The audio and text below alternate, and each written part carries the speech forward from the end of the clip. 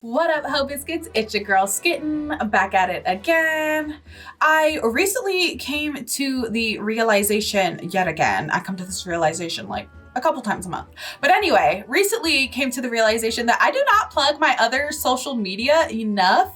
I think I did it like once last month or whatever. But anyway, if you guys are interested in seeing not necessarily more of my face, but experiencing more of my personality, feel free to follow me on Twitter, Instagram, and TikTok. I am on there. Instagram, not so much, but Twitter and TikTok, I be on there. So I am at SkittenSays on all of those platforms. So definitely feel free to check me out on there. I also realized that I haven't been talking to you guys about my affiliate code with Midnight Moon Trip like at all. I released a little video about it a few months ago, but yeah, if you guys check out Midnight Moon Trip on like if you type it into Google or whatever and you use the code SkittenSays, you actually get 10% off. Just a little shameless plug. Like, I do have other social media platforms that I'm fairly active on. I've actually been doing my best to post my drafts on TikTok because I have like 15 of them. So like, you guys get to see my face and I'm there, I'm being all cute or not cute or whatever, and it's great. And then my Twitter, I'm just myself, and my Instagram, you get cool pics. So make sure you guys follow those. And I actually brought that up because there's this audio on TikTok. It's been all over my For You page. I don't know if it's been all over everybody else's For You page, but it's like, I would wish that on my worst enemy. Unless, of course, we're talking about my enemy, Gwyneth Paltrow. Fuck you, Gwyneth Paltrow. You know what you did, right? And people are utilizing that, but for whoever their specific celebrity enemy is.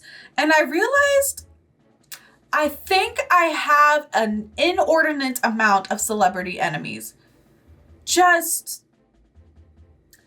so many. So many. J.K. Rowling, Jennifer Lawrence, Tory Lanez, who else? There are definitely people where when I look at them, I'm like, fuck you, fuck everything you stand for. And if I ever see you, I would step on your little toe and grind it beneath my heel. And that's how I feel about that. But anyway, that's what prompted me to think about social media. So feel free to follow your girl. I hope you guys are doing well. I hope you guys are staying safe and sanitized. Today, this is completely unrelated to everything I just talked about, but anyways, today we are here to watch SCP-3790, the Department of Abnormalities. This video is from SCP Explained, Story, and Animation. Without further ado, let's go ahead and get started. Here today, I received orders from my superior. I'm being sent to investigate a mysterious SCP located under a warehouse on the outskirts of London. It seems important, as the SCP was just discovered, and the Overseer Council wants a detailed report on it right away. I pull up outside of the Port Superior Canning Company warehouse. It is abandoned, and from the look of it has been for a long time. I enter the building and make my way to an opening at the far side of the warehouse. I descend the narrow stairwell where I see a small black door. I was told there was always a guard posted by the door. There is no one here. That sounds like you should not walk in there. I'm just gonna say that real quick. Stop just outside of the black door and look up. Above the door handle is a placard that says SCP Foundation Department of Abnormalities. I'm in the right place, but nothing feels right. Maybe I should just turn around and tell my superior I couldn't find the door. You gotta get out of there. I take a deep breath, grab the handle, and turn. The door doesn't budge. I step back for a moment and take a breath of relief. Then I glance to the side of the door and see the sliding lock. My stomach sinks. God damn it. I move the metal rod aside and try the door again. This time, it swings open. Fuck. I shake my head in dismay and walk into the other side of the black door.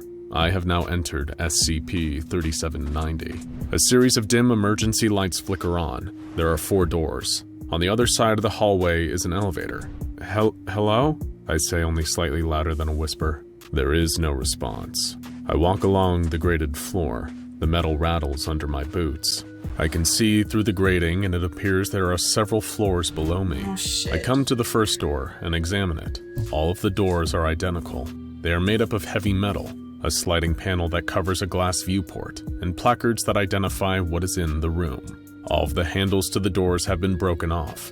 and the doors themselves have been welded shut. Okay. It seems that whoever abandoned the Department of Abnormalities wanted to make sure whatever's in these rooms never got out. Okay. As I stare into the room, I begin to feel something well up inside of me. Oh no. I zone out for a moment. When I regain my bearings, my hand has moved itself to the spot where the door handle once was, as if while I was in my daze, something tried to trick me. Nah, bro, you gotta get out of there. I immediately shove my hands into my pockets, turn and walk back toward the black door to get out of this place. Something is not right here. Correct. As I approach the exit, the door slams shut. I race over to it and try turning the knob. It will not budge. Oh no! I've been locked in SCP-3790. I begin to panic as my eyes dart from door to door, scanning for a way out. There is nowhere to go but deeper into the Department of Abnormalities. No. I glance down to my right and notice something lying on the ground. It's a clipboard. I pick it up and skim through the pages of the legal pad that is attached to it. Most of what is written seems like the ravings of a madman, but on one page there are some coherent notes. It says, "Think it's about time. Need to lock down the other sites before I go. Take care." There is a list of 10 Roman numerals with either the word locked or unlocked beside them. 7, 8, and 10 all remain unlocked. Oh shit. I'm not sure if this is a good or a bad thing, but it seems that whoever was here before me is now on their way to complete what they started. I toss the clipboard and look down the corridor, hoping that a magical door will appear and let me out of the Department of Abnormalities. You already know that's not gonna happen. After several minutes, I decide to explore SCP-3790 more thoroughly. Perhaps there is another way out on a different level. This gets my hopes up slightly, but part of me believes that this will be where I spend the rest of my short life. I walk back up to the door where I think I hear music coming from. I wipe the dust and grime off the placard and read what it says. The name written on it is Vivaldi. I slide the panel away from the viewport and look inside. The chamber is completely empty except for one object. In the far corner of the room, a violin is propped up against the wall. In front of it is a broken bow. I squint my eyes to get a better look at the instrument. It seems normal enough. Suddenly, an uneasy feeling comes over me, like I'm being watched. Trust your gut. I whip the panel closed over the viewport and back away from the door. I turn down the hallway and walk to the next door. The name on the placard for this room is Montezuma's Face. I'm a little hesitant to open the panel and peer inside because of what might be looking back at me. I take a breath to build a bit of courage and go for it. You braver than me. I slide the panel open, and to my relief, all that is on the other side of the viewport is an empty room with a metal table in the center. On it rests an ornate wooden chest. The chest has been secured with a large steel padlock. I put my face a little closer to the glass to try to get a better look at the markings on the chest. I can hear a faint clicking sound, like that of a ticking clock coming from the room. Other than that, all is still. I shrug and check the next door. To my surprise, the next room has had its placard removed. When I peer into the viewport, the room is completely empty. This is strange, as this door has also been welded shut. The fourth door in the corridor has had its placard damaged, making the text on it unreadable. I slide the panel open and look inside. There appears to be nothing there, but upon closer inspection, I see that the concrete walls are covered in claw marks. It looks like whatever was in this chamber had incredibly sharp talons and was not happy about being detained. See that. On the floor are pieces of bone that have had the meat picked clean from them. Each room is another mystery, but offers no way out of the Department of Abnormalities. I feel like you should have sat your happy butt by the door and just prayed that your superior who sent you here also sent somebody to retrieve you once they realize you've been gone for a minute. Like, I feel like there should be some sort of protocol for that. Because this don't make no sense. This is classic horror movie shit. Oh no, we're trapped. There's nothing we can do except go deeper in. No! No! Stay where people can find you. My only hope is to go deeper into the facility. I push the button for the elevator. The door chimes and slides open. Now you finna get in the elevator? I step inside and look at the 7 buttons on the panel. Next to each one is the level number it corresponds to. Naturally, I'm hesitant to push any of them, but I know I've got to start somewhere if I'm going to have any chance of getting out of here. I reach out and press the button for level 2. Basic. The doors slide shut, all the way to the and the elevator descends deeper into the depths of the Department of Abnormalities. The elevator comes to a stop, and the doors slide open. I step out into another corridor. It seems identical to the first one, except there is no black door on the opposite side of the hallway. Wow. This worries me a little, but I continue on. According to the placard of the first door of level 2, the room contains a man named Ian. I slide the panel open and look through the viewport. In the corner of the room sits a thin, pale man wearing a dirty straitjacket. He is blindfolded and does not seem to notice me. His chest moves slowly up and down. I feel bad for the man being cooped up in there all alone. But then again, I have no idea what Ian is capable of. You don't know. The second room on this level contains something called the Crying Boy. When I look into the chamber, I expect to see a young child weeping. Instead, there appears to be a painting on an easel in the middle of the room. No, you don't need to look at that. It has a sheet draped over it, so I cannot see what is on the canvas. But from inside the room, I can hear the sobs of a small child. The placard for the third room indicates that the creatures that are contained within it are called the Watchers. When I look into the chamber, I see 3 humanoid figures huddled together. They are all staring towards the far corner with their backs turned toward me. The creatures sway back and forth slowly. It's an unsettling sight to say the least, one that will be difficult to forget, and will definitely haunt my dreams. The fourth door on level 2 has no placard. When I look inside, I see another dark hallway, similar to the one I'm in. I try to force the door open, as it might be a way out, but like all the rest, it has been welded shut. Sir. I kick the metal door, hoping and wishfully thinking it will make an impact, but instead I instantly regret my decision. I contemplate my extreme lack of karate skills as I limp back to the elevator in defeat. I descend to the third level. The bottom. Room 1 on level 3 contains something called the Infinite Cold. When I look into the chamber, I can see that the floor is covered with a thin layer of ice. Not the room for me. What is odd is that the interior of the room seems to go on forever in all directions. It even appears to extend to the room next to it. But when I look into the viewport to the second room, there is a solid wall between the Infinite Cold and the empty pedestal in room 2. I check the placard for the second room and find that it is called Sorrow. It looks like there was once something on top of the pedestal, but the 4 finger marks left in the dust that now covers it indicates the object had been moved recently. The third room is named World Without Man. Unsurprisingly, the chamber is completely empty. The fourth room on this level is labeled Adam's Hatred. This does not seem like something I want to see, but I slide the panel away from the viewport and glance in anyway. In the back of the room is a large black mass slowly oscillating in mid-air. I feel anger begin to fill me.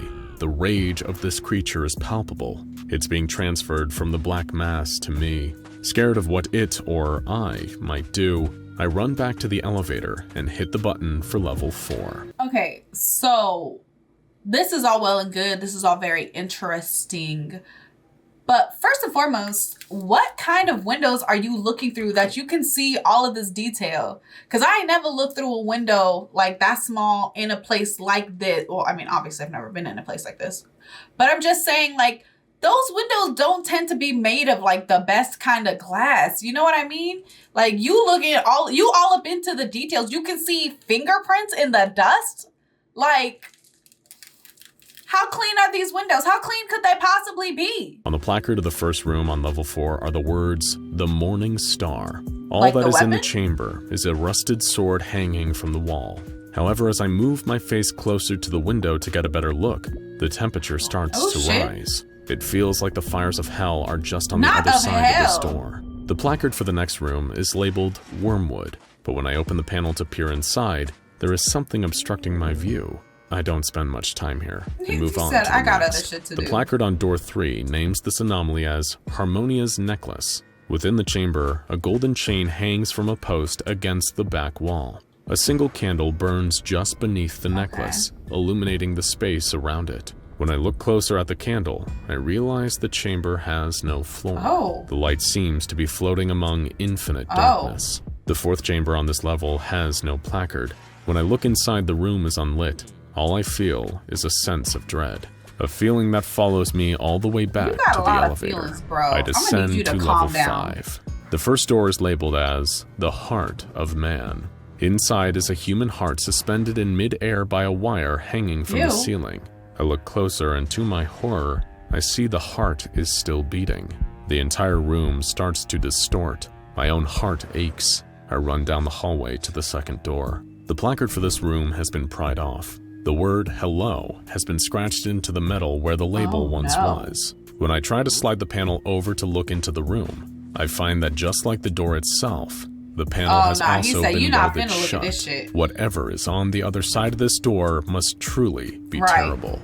The third door contains something called Channel 55. In the room, there is a small CRT television set under a dark cloth. I can see the light from the TV shining through the sheet, but cannot make out the image on the screen. The fourth door of floor 5 has a placard with the words Living Nightmare printed on it. I pause for a moment to think if I really want to see what is inside this room. I figure I've come this far and maybe it's just a trick to keep me from finding the exit. I slowly slide the panel away from the viewport. It makes a sound like a creaky door opening in a haunted house. In the room, there is a bed resting on a metal frame. Someone appears to be lying on the bed with a sheet pulled over their head. Creepy, I think. I walk back to the elevator and cannot help but feel I am about to reach something terrifyingly significant in my journey. Level 6. One way or another, We're almost whatever at is the on bottom. the next 2 floors will seal my fate. I get off on level 6. It looks identical to all of the previous floors. The first room contains something called Mr. Silence. Resting on the back chamber wall is a tall wooden box. It has been painted black with a purple W adorning the front of it. I hold my breath for a moment. It's so quiet that the silence hurts my ears. The second room contains the dead man's chair. In the corner of the chamber is a wooden seat. There's no one sitting on it, but as I look at the shadow against the wall, there is clearly a figure seated there. I glance back at the wooden chair, but it is still empty, and upon a second look at the shadow, the figure is gone. The placard on the third door reads, "Whatsy?" When I slide open the viewport, it is covered in ice. I can't see completely through the ice, but from what I can make out, there seems to be a dark shape standing in the middle of the room. The fourth door on level 6 contains Apollyon's crown. There are scratch marks all across the metal door. It looks as if something was trying to get into the room instead of out of it. In the chamber itself is a silver lockbox resting on a table. Whatever is inside must be very important to someone. I enter the elevator and press the button for level 7. I'm waiting for this. The doors slide shut, and the elevator begins to descend to the bottom level. I know that if there is no way out on this floor, I will be trapped like all of the other objects in the Department of Abnormalities. Maybe it's what you deserve. The bell chimes, indicating I've reached what I hope is my way out of here.